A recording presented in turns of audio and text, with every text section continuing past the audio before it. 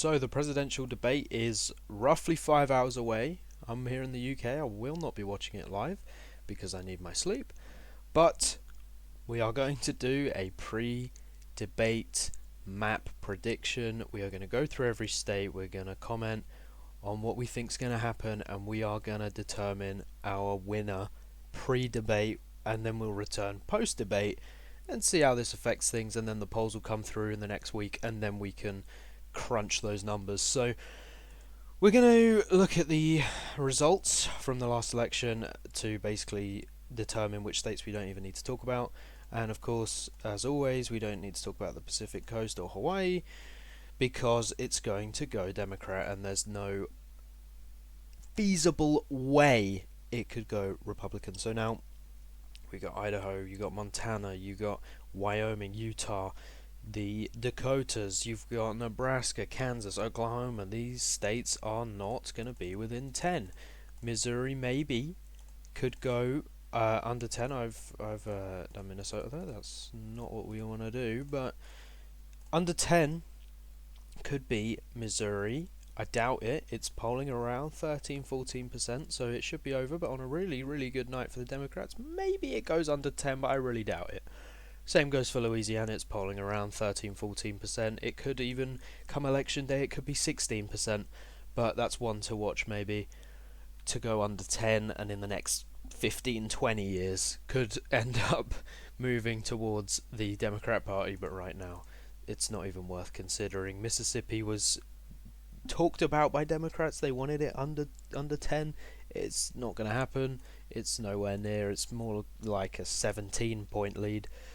You've got these typical states that are always going to stay the same. Red, Ohio, which last time was 8 points. This time it's going to be over 10, there's no question. And then you've got Maine's 2nd district, which we did get a poll out of that did not support the Republicans. If we head over to Maine on 538, we got a poll not too long ago that had Harris up. But you see here, I mean, Trump was up by a landslide over Biden in this area.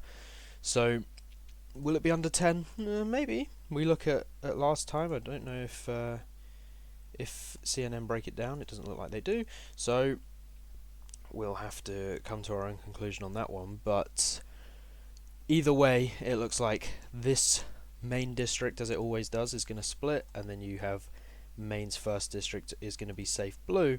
And then Maine at large last time was 9 points this time. So you talk about the far left turnout up there. You kind of, at first, you were losing that because Joe Biden's not so far left. Maybe you want to say he is, but realistically, to the average voter, he doesn't appear that. Then you change to Harris as the nominee. You see the far left policies. Maine skyrockets out of control. There was a poll that had Harris up by 17 or so. That's Maine's 1st district. Here we go, so 17. Now she's starting to move more moderate. Bernie Sanders is defending her though, but she's moving more moderate. And, well, Bernie Sanders said it's all a mask, essentially, and that she's trying to win the election. Then when she gets in, she's going to introduce these further left policies. So people really don't know where she doesn't even know where she stands at the moment. But I think then you could get Maine under 10. Could you get it within 5? I think that's a bit of a reach, unless things go catastrophically wrong in the next 2 months, which there's no guarantee they won't. And then we go to Vermont, which is of course going to stay blue. Connecticut, Delaware, Maryland, DC, Rhode, and Massachusetts are all going to stay blue. New Hampshire always kind of gets put in play a little bit more than it is for Republicans. We saw Romney couldn't win there. We saw in 2016 Clinton won by a fairly fine margin, but she still took it home. And then Biden obviously cleaned it off the board at 7.3% up. So will it be under 10? Yeah, probably. But will it be anywhere closer than that? Will it be under 5? No. And then we get to New Jersey.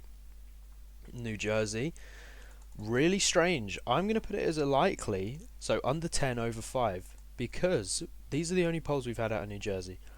Emerson in March, which was Joe Biden's low point, but 6 point, excluding July, 6 point lead, 5 point lead. That's really low. You've obviously got Kennedy's internals. And then this coefficient poll had Trump up by 1. So you take those polls at face value, you go, well, surely this is a competitive state.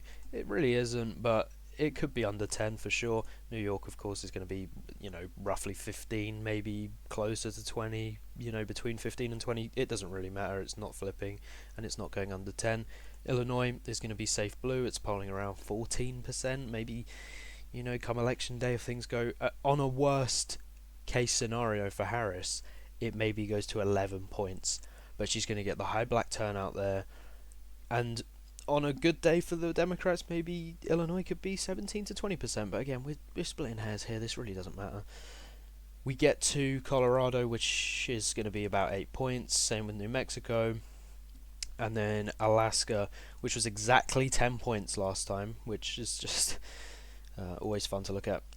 But I think it may go under 10 this time, because of course the high black turnout last time didn't affect Alaska all too much, because there's not a lot of black people living in Alaska, so it didn't affect it all too much, and therefore this time you're not going to see the same decrease in the black turnout, and maybe Alaska will kind of move to the left as it has trended to do in the last few election cycles. So we'll see on Alaska. Maybe it could go under 10 though.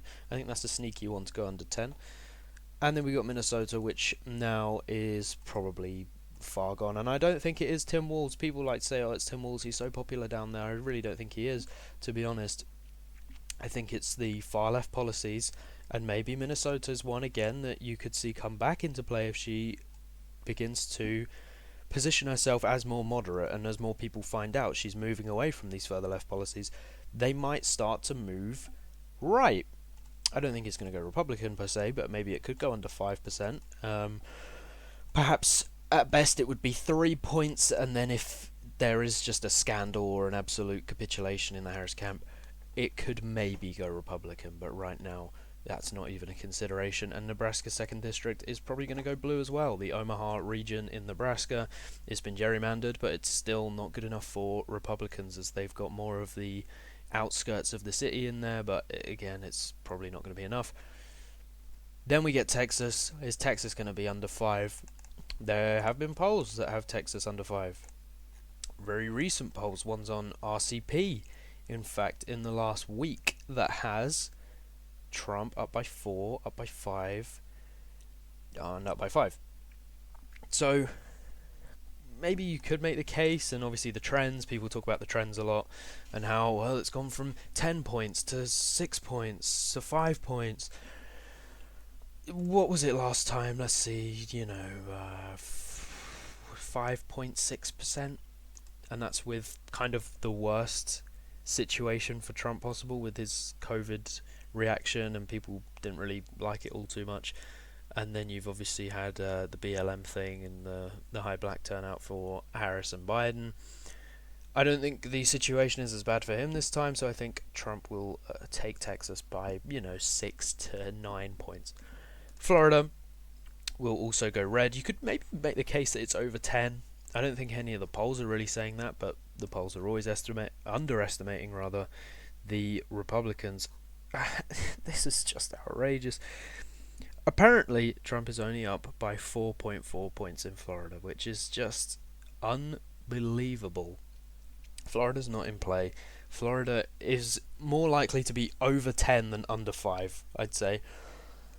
And then you've got Virginia, which is the last of the non-swing states. It's going to go blue by probably a lean margin, to be honest. It could maybe be 6. Last time it was 10.1, so it would have just been in the safe column if you were going to do a projection beforehand. But you look at the polls, Trump was up in a lot of the polls in July, and then recent polling has Harris up and up and up. Morning Consult, always a little bit off, so we'll ignore that one. But we have Trump losing by 3 roughly in the state. So, and I think that's where it's going to end up.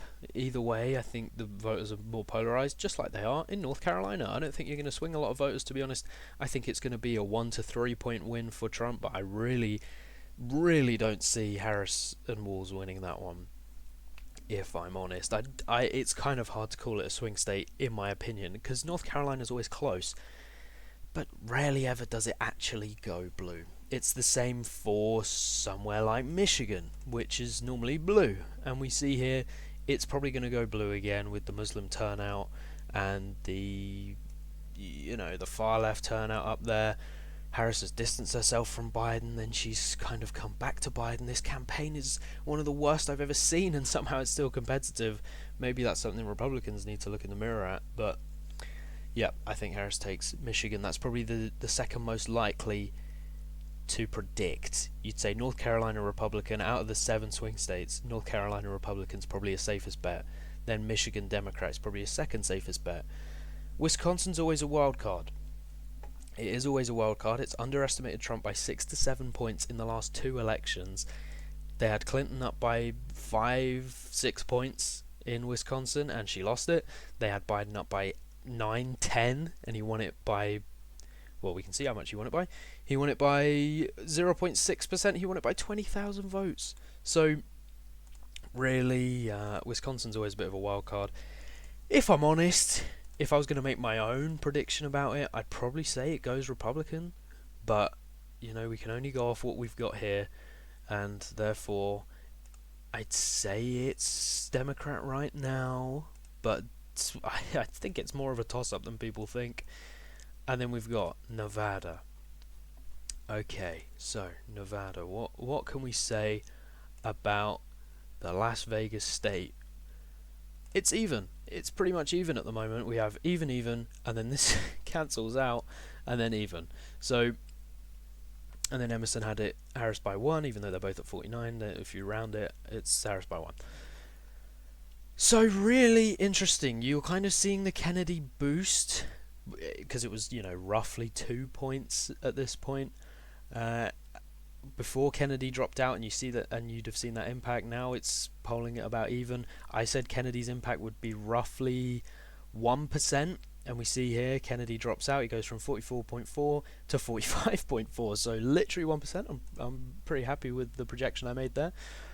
If I'm honest, look, you talk about the no tax on tips thing. That was the big thing in Nevada, where Harris announces that she's going to do no tax on tips, even though Trump's already announced that 3 or 4 months prior. Is that really going to make a difference to your average voter that it happened in Nevada? Probably not.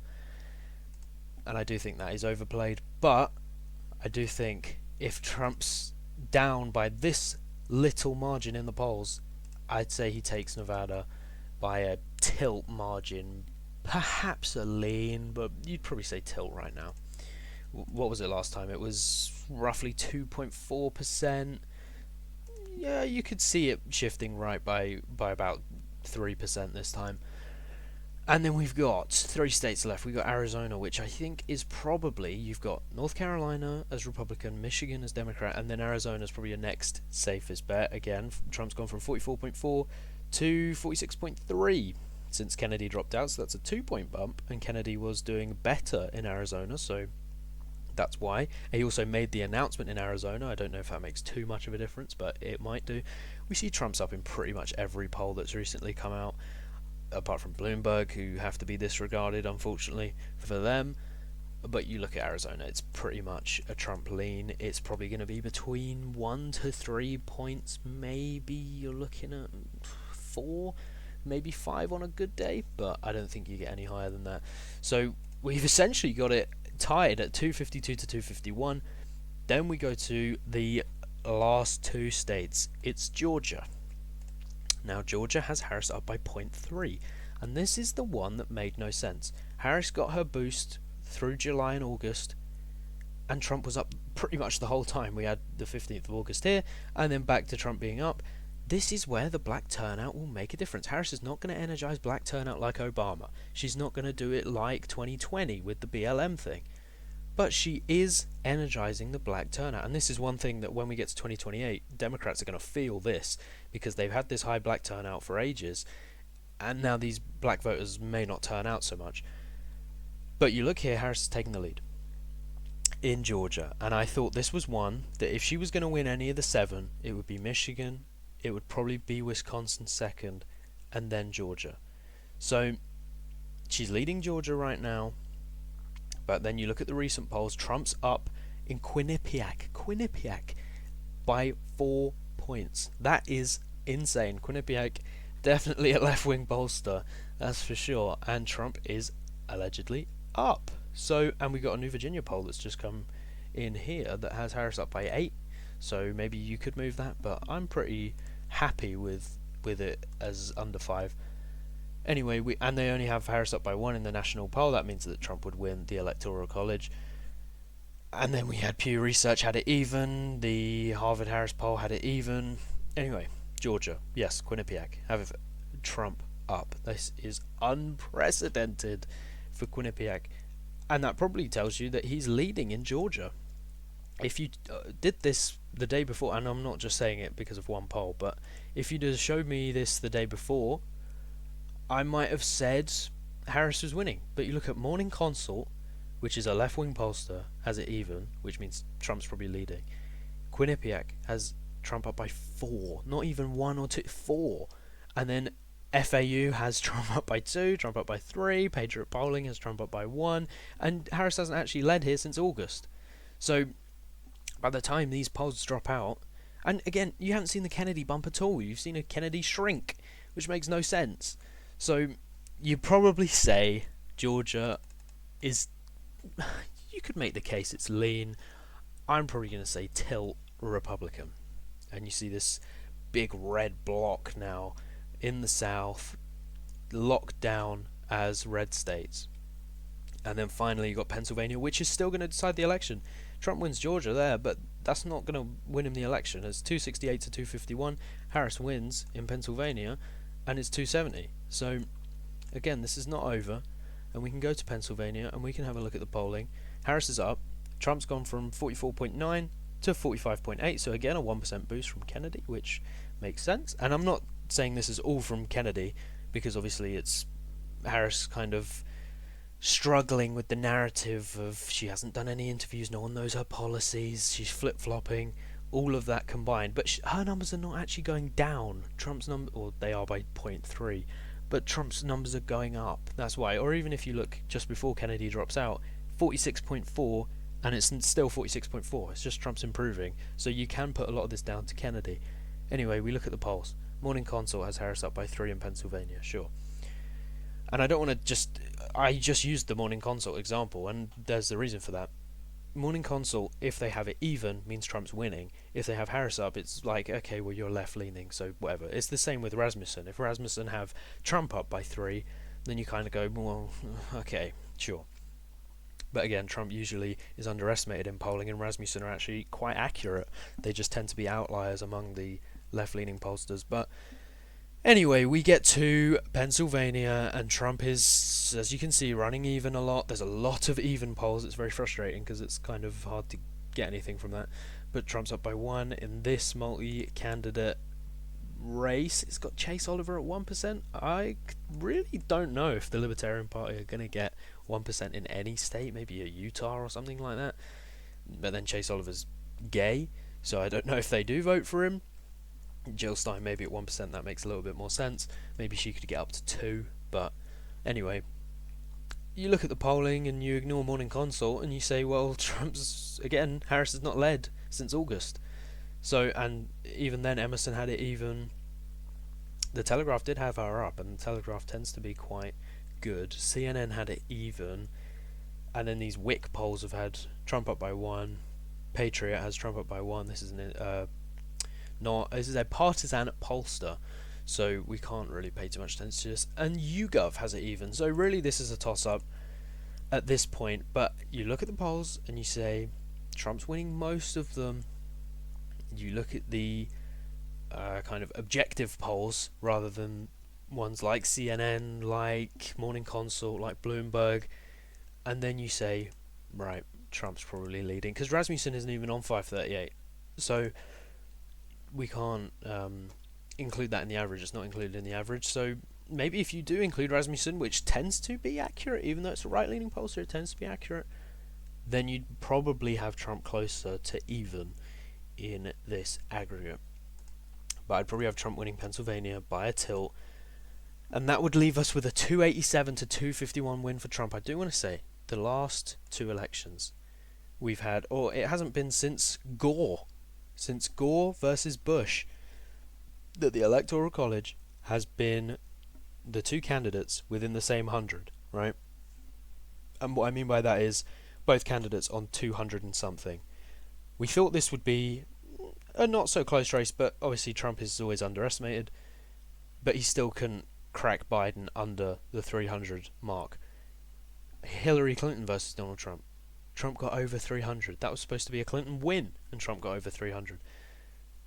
Then you look at 2012, obviously Obama wiped the floor with Romney, wiped the floor with McCain, and then Bush beat Kerry handily. But I tend to believe that by the time election day comes, things will have gotten a little bit worse for Harris. The media's starting to turn on her just a little bit to try and save face. But I think this certainly could get to an over 300 if Trump then takes Wisconsin. Then he'd need a Michigan. That is a little bit of a tall ask right now. But if things go wrong for Harris and Walz, the debate, this is what I mean. This is why we're doing one pre-debate, because now if Harris has a meltdown or if Harris nails it, things can change. Georgia could suddenly be blue. Same with Nevada. I think Pennsylvania is probably closer to a 0.8, 0.9% lead for Trump. But certainly those two states could flip just off this. And people say, oh, I don't want to put too much into debates. Your campaign can end on the debate stage. You look at Mondale. These people, their campaigns died on the debate stage. Romney struggled. Hillary Clinton struggled. It wasn't the final nail in the coffin. There was, of course, the laptop things and the WikiLeaks things, but Hillary Clinton was not helped by the debates, and the debates do have a big impact. It's not like the vice president, which is overplayed, in my opinion. But I do think the debates will have a big impact, or the debate, because it seems like we're only going to have one, which is ridiculous. You should always have three, but alas, we'll see how it goes. Harris has been preparing, to say the least, so we'll see if she can take it. But please remember to like and share and subscribe and comment, because it helps push the videos. But certainly subscribe if you want to see more videos like this.